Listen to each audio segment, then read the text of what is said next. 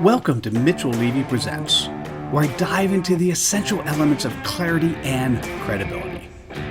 Hosted by global credibility expert Mitchell Levy, today's episode offers invaluable insights to make you think and act more credibly.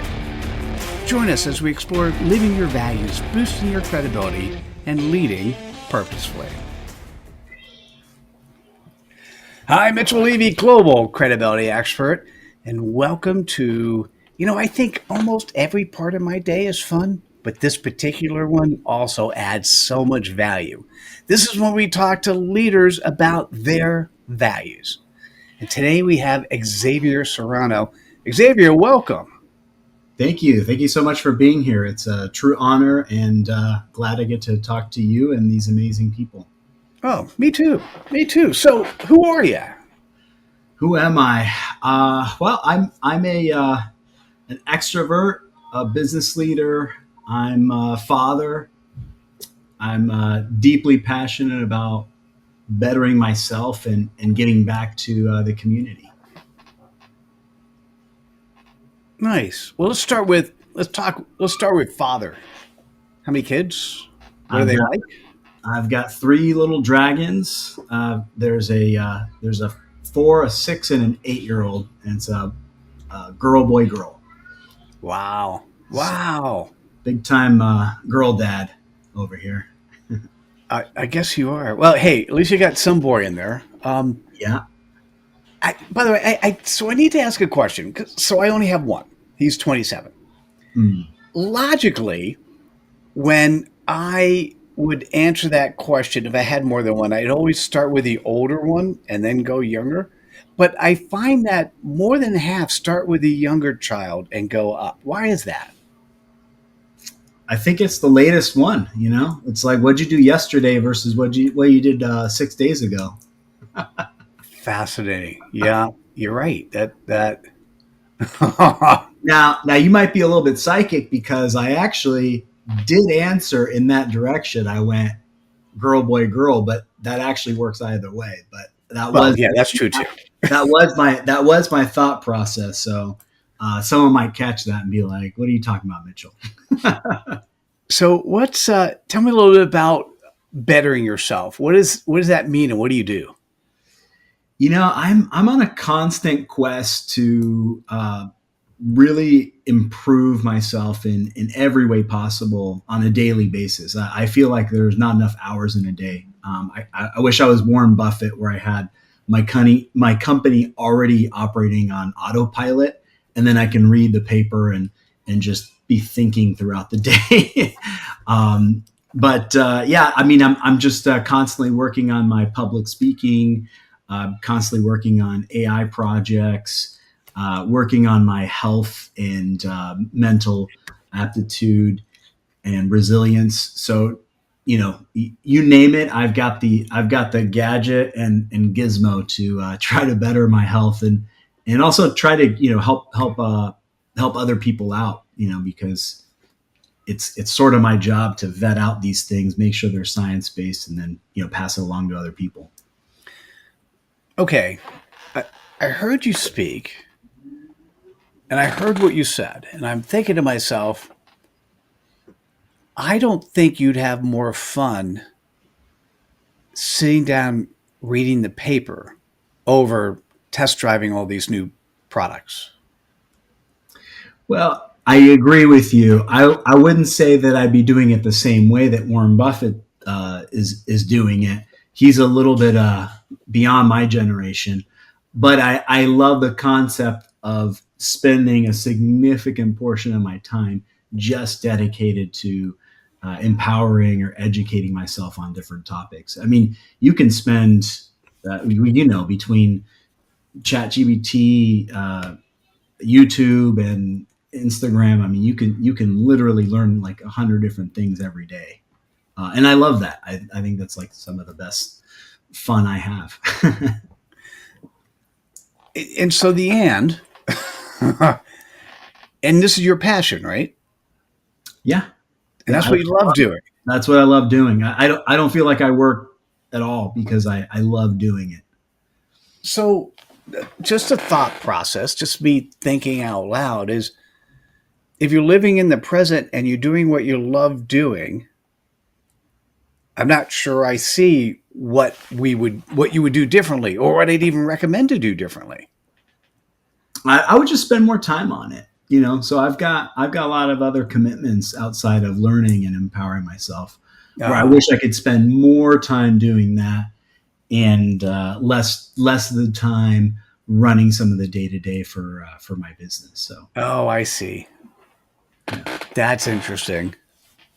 What immediately popped in my head was the next client or two you work with, learn together. Mm-hmm. All right, that'd be kind of fun. Just did that earlier today with one of my clients. I'm like, well, let's do this exercise together, and there was no leader or leadee. We did that together, which was kind of fun. Oh, I definitely do it. I'm beta testing some new products right now with four of our members. So we're exchanging text messages and ideas, and it's a lot of fun. I love what I do. I feel like I retired, 4 years ago when I started my business because I truly love what I do every day. Like it's actually fun. Nice. Yeah. What caused you to? Why? I mean, what caused you to go in this area and do something you love? God, that sounds really silly, right? Like, what a silly question. Why did you decide to do what you love? Why do something that you love? Because I love it. No, it is hard to do what you love when you're making a good living doing something else, right? So there is a trade-off. I'd spent 2 decades in the health insurance industry and made a very good living. However, in 2020, I had something happen with my family that just completely opened my eyes, and I said, I can't stand by the sidelines. I had this conversation with someone earlier today, and I just decided, there's a price for my soul, and this is it right here. That moment was my father having a widowmaker heart attack, despite being in extremely good health, going to see the doctor regularly, going to the gym regularly, doing all the things that you would expect somebody who's, in a good age. But, he almost didn't make it. Luckily he did. But at that moment I kind of I made a promise to myself that if he made it, I would kind of dedicate my life to doing this. So I sold my practice, had a little bit of money to start a new company, and been doing that ever since. Nice. But most people, when they say they had an eye-opening event in 2020, they're not referring to what you referred to. So why was it a shock to you? I mean, I'm asking an almost obvious question, but give me your thoughts. Why was that a shock to you? Well, it's actually more than a shock. It's disappointing. So one, it wasn't something that doctors had caught or thought was going to happen, right? Like he's seeing his doctor regularly, and he's saying, yeah, you're a clean bill of health. You're in great shape. Your blood work looks great. You're in excellent shape. Everything looked good from kind of a high level, physical kind of standpoint. But there are tests out there that can tell you exactly how much plaque you have in your arteries. And he was above 90%, completely constructed with plaque. And that's why he had that heart attack. He only had a 12% chance of making it. And it was just disappointing to see that someone who takes care of himself could go down that road and almost die. And that was the biggest, most frustrating part about the whole thing. God, that's so interesting. I was thinking about something really silly. Like if you're a dentist or if your teeth start turning black, you're like, there's something wrong here, right? But this is stuff that is invisible. Mhm. It's invisible, and from your perspective, should have been known. Yeah, there's a test. It doesn't cost that much money. It's a calcium score, done with a CT. It's about $400, and it'll tell you exactly how much plaque you have in your arteries. Everybody should know this number like they know their credit score. So that number is from 0 to, I think it's like 1,500 ish, but anything above 300 is technically bad. You're at risk, and that test should be done on every at-risk American in this country. We mentioned earlier, we're talking about this is one of the greatest countries in the world, and it truly is. I do believe that, but we lost our values, and we are more focused on profit than taking care of people, and that's that was the aha moment where I was like, I have to be part of this change. I can't sit on the sidelines anymore and allow these things to happen to good people. And we all know people who have, unfortunately, weren't part of that 12% who made it. And that's just one disease. We can talk about cancers and other things, but it was just that was just a moment where I just couldn't sit in the sidelines anymore. By the way, just to be clear, I'm joining you there, and we'll talk a little bit more offline. But I've created a concept called executive abundance, and of the 5 stakeholders every executive should be focused on, the one that's often ignored is family and health. Mm-hmm. Right? And without that, it doesn't matter how much profit the company makes. Oh, 100%. Yeah. That's part of my mission as I work with executives to get them to be more aware of, the most important thing that they'll do their entire day, their entire life, is take care of themselves. It's the old analogy of the flight attendant telling you you're no good to anyone else unless you put the oxygen mask on first. Yet most people, especially busy executives, they'll put it on everyone else before them, women especially, and they pay the price down the road. What was your relationship with your dad before and after the heart attack? It's probably similar to most people who go through something like that. We didn't talk as much as we should. I'm also guilty of prioritizing work, and I've got my young kids, so I didn't talk to him as much. But you just realize how finite our time is, and the people that are with you. So I definitely talked to him significantly more post 2020 than prior to, and it's probably still not enough. It never is, right? You never have enough time with anyone. Well, what do you appreciate about your dad? I would say his work ethic. He sacrificed a lot, bringing my family over to the U.S. And he was never a high paid individual, and I just feel so blessed to have the opportunities that I have. I have cousins and family members who are in Mexico, and we talk about the opportunities that this country provides, right? Smart individuals, but they're just so limited by outside factors.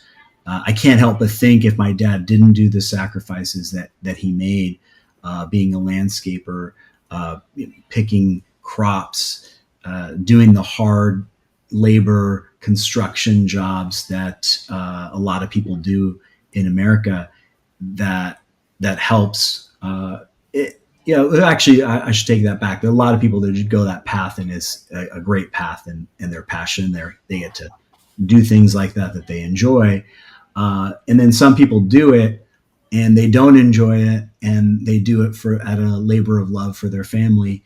My dad was probably on the other side because he did pay for it down the road, because you can only put your body through so much. So he's in excellent physical shape, muscular, skeletal, but there's definitely a lot of soft tissue damage that he did to himself throughout those years that he's paying the price for now. He actually tore a bicep ligament and it just goes with age. But it's the type of person, like, he'll push it to that limit where he's like, oh, I guess I can't do that anymore. Man, I love how people who are truly healthcare professionals talk about people they love, and that's amazing. Very, very cool. What's what are the values you want your kids to take away? You said what you got from your dad. What do you want to make sure you leave with not that you're going away anytime soon, but what do we you all want to leave with your kid? in a very short period of time. True that. I don't care if you're here for 100 years. It is very short. As you know, 20 years flies by. Mm. So you just gave me a shiver. So I just want them to, first and foremost, find their passion and live their life with meaning. And hopefully they are going to see my example of how I'm leading that. I think it's just so easy to get distracted with other things that, first and foremost, you've got to do that. You also have to figure out what your strengths are as an individual as well, right? You don't want to turn someone who's an accountant into a salesperson and vice versa, right? Like those two will never intersect.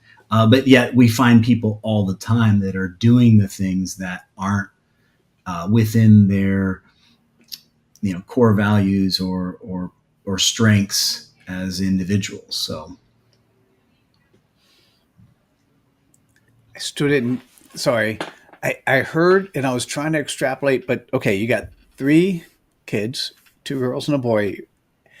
You can't say who you want them to be, but in terms of humans, how do you want them to show up? What are the top 2 or 3 values you care most about for them?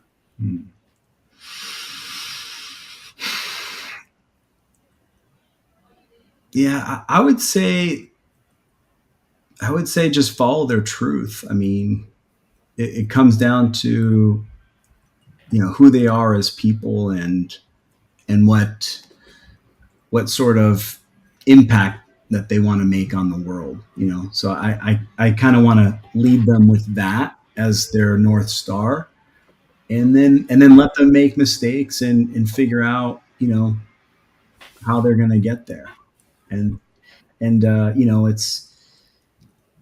it's so easy as parents to say, oh my gosh, you're going to be a doctor, you're going to be a lawyer, you're going to be this thing, and let me show you the path of getting there. But this world is changing so fast. Some of those jobs might not be around in 20 years. The truth of the matter is, right, they're going to be AI driven, and it's people who are overseeing these things and these rules, and less so the actual people doing it. So it's going to be really interesting. I don't have a super clear view of what that looks like, but I do think that there's a significant shift in how we're going to raise our kids in the next 20 years to the types of jobs that they're going to have. I thought I would share the just super quick. Here are so what I'm sort of asking, and let me tell you what you responded with. So this is what credibility is. It's the quality in which you're trusted, known, and liked.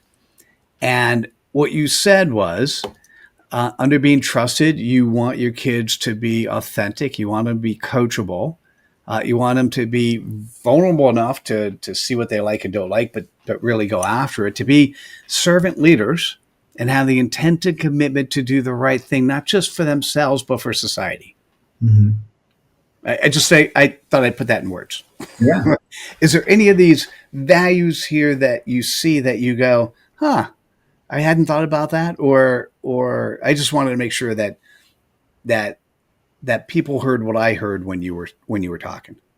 No, this puts it very elegantly in a easy to follow, logical path. I think that's, But the reality is it's not quite this, right? It's this like spaghetti intertwined, right? There's certain values that kind of go hand in hand together. But I like that. I like that visual for sure. Yeah, it's interesting. So switching now into society, which is transforming significantly as a result of AI being able to, we'll just say, a conglomeration of lots of knowledge and capabilities that, coupled with an increased functionality of robotics, Mm-hmm. means that there are many jobs that will go away, potentially many jobs that will come. What is it that, as humans, and now that you've unlocked at least one thing, in understanding what we should have a heart artery score, just like we have a credit score. Um, are there like five or six or 10 or three? What other things should we be thinking about as humans? You're talking about like health KPIs, or you talking? Yeah, health KPIs. Yeah, sorry. Okay. Thanks for clarifying that. Yeah, yeah, no problem. Yeah, my question was all over the place, so thank you for clarifying. No worries. Yeah, so there probably are like 20, but I think maybe just five of them will probably be good for our talk. I would say number one is understand your genetics, and let me give you an idea of what this looks like. I use an analogy of your house, and you have leaky pipes, right? And we all have these things. Anyone who's lived in a house that over 20 years, they know there's just stuff that breaks, right? Whether it's your water heater, your air conditioning, but there are hints of what's going to break if you just talk to your neighbors, right? If all of them had to replace their sprinklers in the last 5 years, you're like, well, it's probably going to happen. So Hey, genetics is that. by the way, dude, in your background, none of that's going to break. Just saying. That virtual background, nothing's breaking. Yeah, Okay. that piano's going to break because I don't know how to play it. Yeah, so genetics are just a great way of getting ahead of a problem, understanding what the probability of you having these things, and every human should have this. I wish every human did this because we'd be, oh my gosh, we'd be light years ahead of where we need to be as far as understanding genomics. What percentage of the human genome do you think we've mapped out and understand? Give me a number. I have no Let, clue. I'll give you a little bit more context.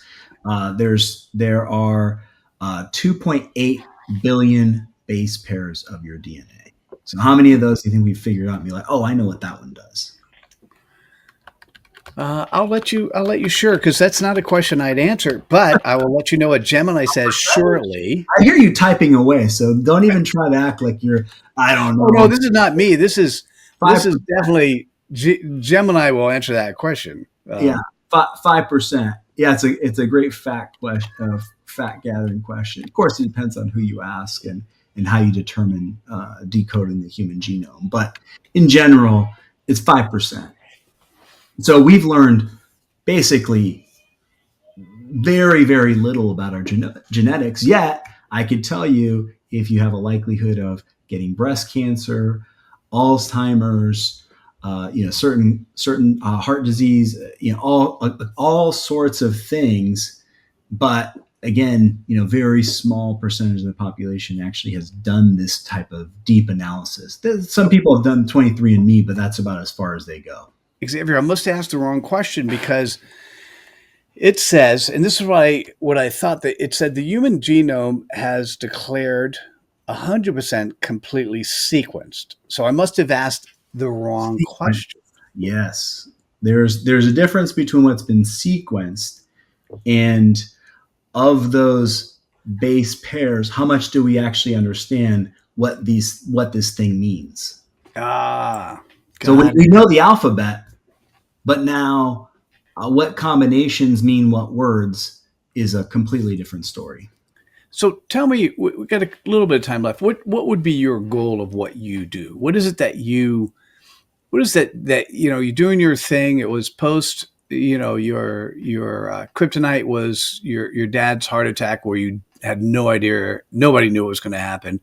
Mhm. What do you want to accomplish in your lifetime or in the next couple of years, depending on how you want to frame it? Well, right now we're helping high performing leaders early detect and prevent chronic diseases while optimizing their health and health span. So that's what we're doing today. But what we're building is the groundwork and foundation for something that we're calling health intelligence. And and that means that we're really going to have a clear understanding of how your brain works, what your body, your genetics, everything is kind of working together and working towards, and find out, how to optimize for peak performance. And we're hoping we can expand that and reach out to as many people as possible. So it's interesting. So you went from the kryptonite of your dad's heart attack to wanting to do this for the world, and you found a way to do it where you can actually make money to fund the project. Is that right? That's right. Yeah. You got to start with your North Star. And right now we're going for peak performers in the executive world. I think those are the most motivated and have the means to kind of get there. And then as we kind of get them to where they need to be, we're going to get their business leaders and eventually all the employees through these companies to be able to follow suit. And we're working on that right now. Nice. Well, I could so easily see, based on you specifying that there were 25, we'll just call it KPIs, human KPIs. That could be an easy dashboard. Mm-hmm. I could easily see insurance companies wanting to have that as a predictor for giving out health and benefit insurance. Yeah. Well, there's a lot of rules against that in the United States. You can't use genetics. In healthcare, you can't. There's a lot more to that than what you would think. But yes, it is moving in that direction. If we had single payer, if we had kind of everyone on the same boat, we have one P&L for everyone. That would be a lot easier. But we've got it spread out with hundreds, if not thousands, of different stakeholders. So it's going to be very difficult to do that here in the U.S. However, we can get the ones that are motivated and wanting to push this forward to be able to do that. But it's coming. I mean, I think we're probably 10 years away from doing that. So we're laying the foundation to be able to get there because it's not sustainable. We can't keep spending 20, 30% of our GDP in healthcare when everyone else is closer to 8, 15-ish% at the very highest. It's not a sustainable model. That's crazy. And we're not getting better outcomes either. I have no problem spending more money if I'm going to get better outcomes. But when you spend more money and get worse outcomes, that's the worst feeling in the world. There's nothing wrong there. Yeah. Hey, I got two more questions. Stick around if to hear both. If this conversation was interesting and you would like to learn more about Xavier and the work that he's doing, Xavier, how best can people reach out to you? Just on our website, marquimedical.com. That's a unique spelling of Marqui, Marqui. So MarquiMedical.com. That's right. Okay. Hey, I could still spell and look at the camera at the same time. Isn't that cool? And is there a question based on this conversation that you would have liked for me to ask that I hadn't yet, and you could ask yourself right now? Well, it's a question that you didn't ask. We covered a lot. We actually did pretty good. Maybe some sort of like future of healthcare related question. I think those are always fun. I don't know. What are your suggestions? It's your show. I'm just a guest. Let me see. What's date night like for you? Date night with your wife and kids? We love listening to live music. So yeah, that's typically the go-to is listening to live music. I like classic rock or 90s rock. Yeah. Yeah, me too. Might meet you at a outside outside festival at some point in time. Yeah. Maybe you too. I don't know. That would be great. Hey, thanks so much for spending time with me today and sharing who you are with our audience. It was a pleasure. This is so much fun. Thank you so much for the opportunity. And yeah, I enjoyed speaking with you and learning a lot from you as well. I appreciate that. And hey, listen, this is now your time to take action. If there is one thing you learned or more than one thing and you want to share it, this is the time. Pick up that aha moment, share it on the social media platform of your choice. Make sure you like and comment wherever you've seen this. And I look forward to seeing you at the next episode of Leaders Living Their Values. Take care, everyone. Bye now. Thank you for tuning in. We hope you found value in today's episode. Like, subscribe, and share your aha moments on your preferred platform. Remember, credibility starts with clarity and living your values. Learn more at mitchelllevy.com. Until next time.